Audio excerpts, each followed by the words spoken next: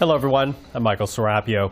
Question period was more heated than usual today. The Conservative leader and the Prime Minister engaging in a testy exchange, one that ended with the ejection of Pierre Poilievre for using unparliamentary language and refusing to withdraw his comments calling the Prime Minister wacko. Take a look at what happened.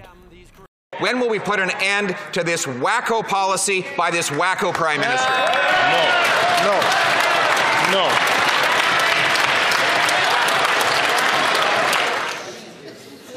I'm going to ask the Honourable Leader of the Opposition to withdraw that term, which is not considered parliamentary.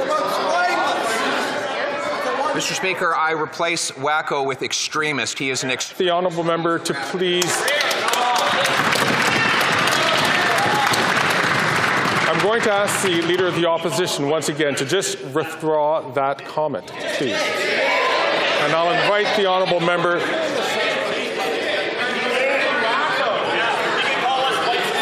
I'm going to ask the Honourable Leader of the Opposition to please withdraw that comment and simply withdraw that comment.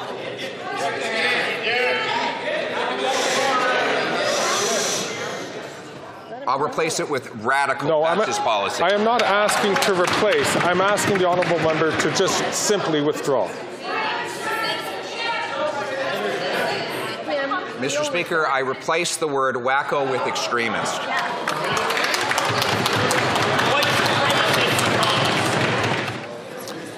I'm going to ask the Honourable Leader of the Opposition one last time to please withdraw that comment and simply withdraw that comment. I simply withdraw and replace with the aforementioned adjective.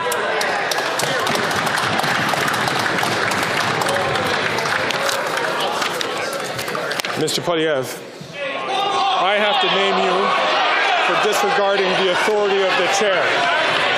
Pursuant to the authority granted to me by Standing Order 11, I order you to withdraw from the House and from any participation by video conference for the remainder of this day's sitting.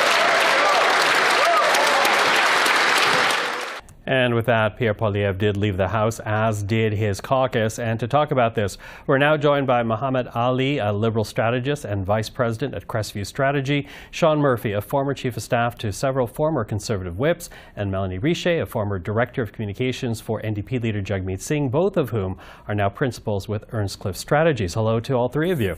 Hello. Hey. So here we have the Conservative leader.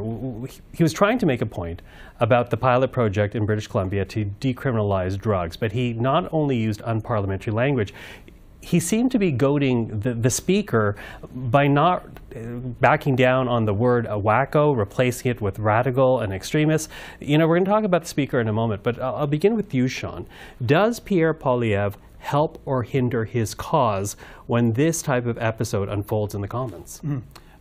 Well, first, Michael, I went and looked through Beauchene's rules and parliamentary rules and order, and wacko was not listed as one of the unparliamentary terms, but that list has grown over time. But like you mentioned, Poilievre did try to correct the record 3 times, where he said that he would replace the word with extremist or replace the word with radical, and even said he would withdraw. So I think the Speaker should have just taken yes for an answer instead of inserting himself into the story here. So the situation is that the government has been facing really tough questions from Poilievre for over a year, but certainly going back to Friday on this when Premier Eby asked that the government reverse this policy. And unfortunately today the Speaker inserted himself into that story. Yeah, Mohammed, what do you say to that? Look, I mean, Pierre Poilievre loves to play this sort of like name calling. That's been his style since he's been an MP. So I'm not surprised that he went that far to go and call wacko. I mean, like, let's be grown-ups here. I mean, question period has kind of denigrated into a pretty toxic, unbearable watch. Like, I mean, Canadians are watching this, and this is what they're seeing, that someone who wants to be prime minister one day can't seem to muster, like, it's fair to criticize the government, but like, come on, let's act like adults and use adult language. So I think it's fair for the Speaker to push back and ask him to change it. He asked him 4 times, and Pierre was trying to goad him. So, and the Speaker was not having it. So I think the Speaker did what was within his powers and told him, say, take a hike. Okay, Mélanie? Yeah, I don't think that Monsieur Poilievre helped himself the way that he behaved today. And the reason that I don't think so is this is such a sensitive and important topic that needs to be handled with really measured. It needs to be measured the way that you discuss, the toxic drug crisis in BC, and the fact that this kind of devolved into that.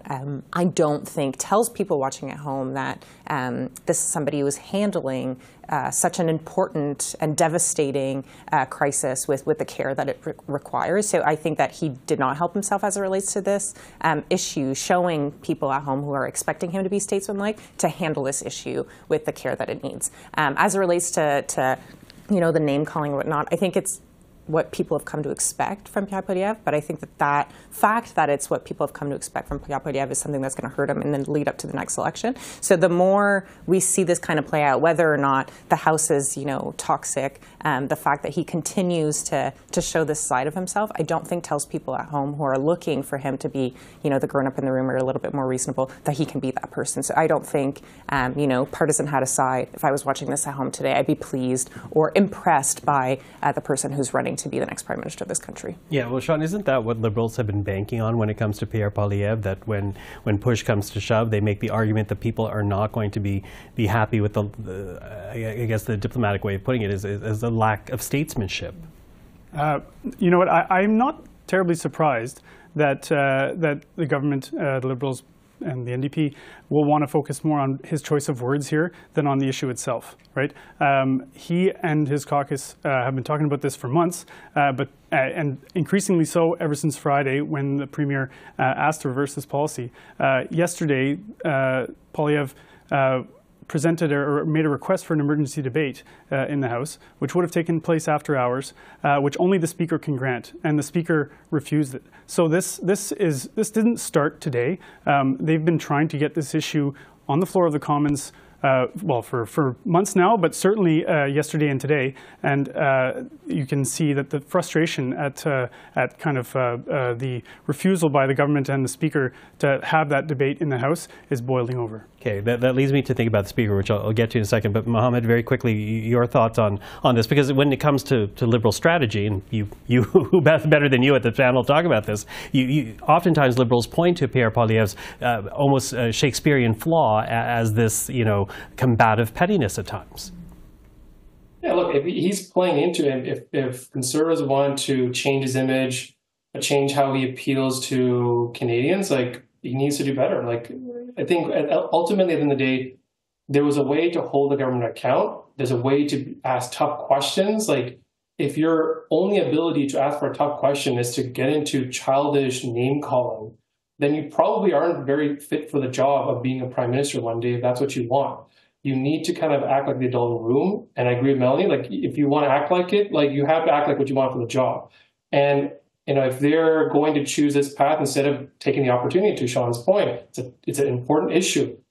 Grill the government. You have a huge dictionary that you can use of different words to grill the government, and he chose to go down a childish path. So it really isn't helping him. I think if he wants to shed that image, he needs to choose a better approach. Okay. Now, we've mentioned the Speaker more than once, and I do want to talk about that, Mélanie, because, before Pierre Poilievre was ejected from the House, we also saw Conservative MP Rachel Thomas ejected from the House, and that was after she basically called the Speaker disgraceful, or his actions being disgraceful. In fact, Conservatives are now calling Greg Fergus the Liberal Speaker of the House. What does that say about the kind of respect that Greg Fergus can or cannot have in the House, and whether or not he can control members of the Commons? Right. To be fair to Greg Fergus, I think the temperature in the House of Commons was pretty elevated by the time that he took over as the role of Speaker. I think from the get-go, folks thought that he was maybe a little bit more biased than what the position of Speaker usually requires. And I think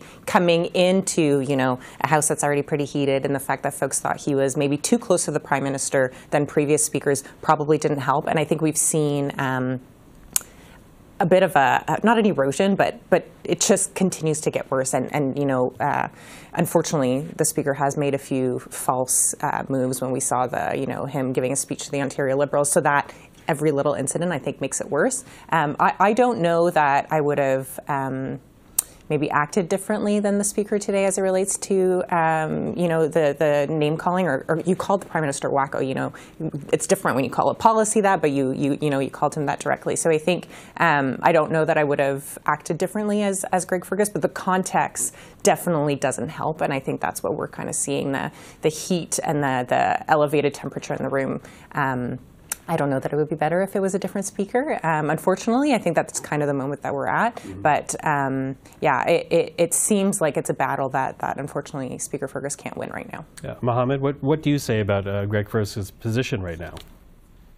Look, it's a tough position. I agree with Melanie. Like the House has become quite toxic. It's quite challenging to the best of time. But like at this point where there's a caucus that has happily gone into making it as unbearable as possible, used it for all the wrong reasons of what question period should be about. Like Canadians watch that to see, hey, is the opposition holding the government account? Are they getting the answers they need? And if you're not getting the answers you need, feel free to keep pressing the government. That is the whole point of question period.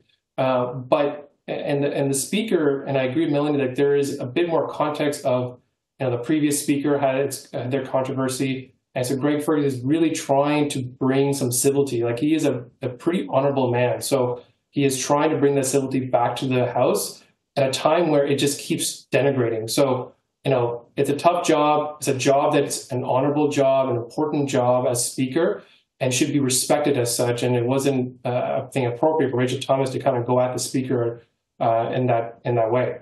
Mm-hmm. Sean? So you mentioned the dynamics and the toxicity in the House, and obviously those dynamics have existed long before today.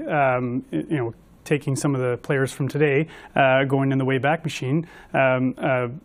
At one point, the Prime Minister stormed across the House, grabbed the Chief Opposition Whip by the elbow, and elbowed an NDP member in the chest at the same time.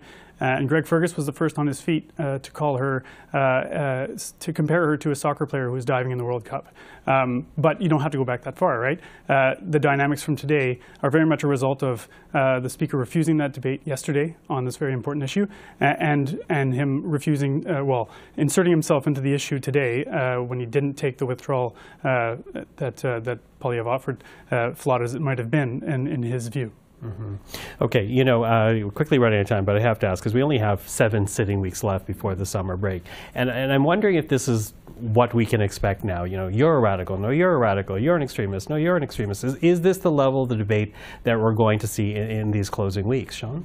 Well, I've lived through many silly seasons, and it seems that they're getting earlier and earlier every year. But that's how things go when you're 9 years into a government, and the tension is as high as it is. And particularly with an issue like this, we're talking life and death.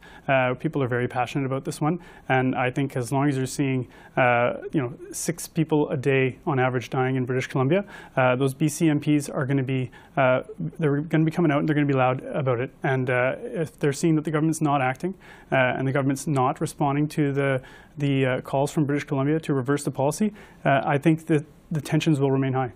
Melanie?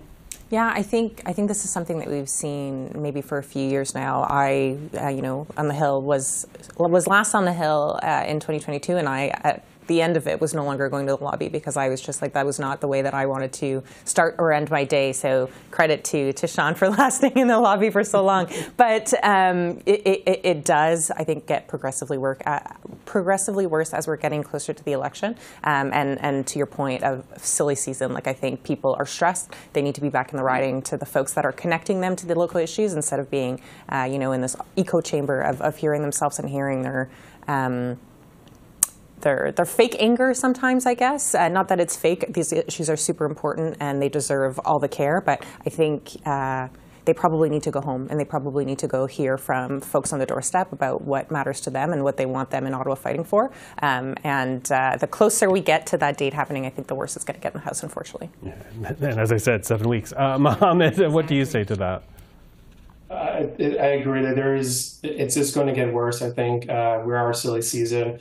It's consecutive weeks. Some of these MPs don't get to see their families regularly. The issues become thornier, and government is trying to pass legislation very quickly. And so all those emotions boil over into question period. And unfortunately, I expect it to not get better, and in fact, maybe get even nastier as the choice of politics has sort of just gone that direction, and question period often is a reflection of that. So I expect that right up to the end, when the House rises, that we'll see sort of this hot, contested sort of rhetoric kind of taking place.